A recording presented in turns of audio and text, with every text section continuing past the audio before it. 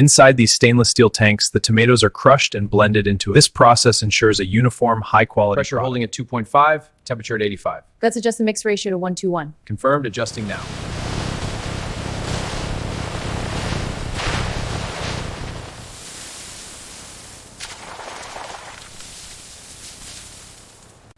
Every batch is refined and tested for perfect taste and texture.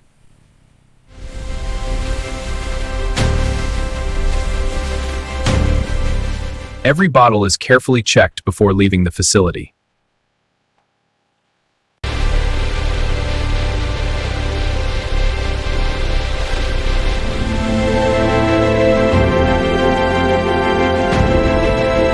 And that's how tomato ketchup is made, from start to finish.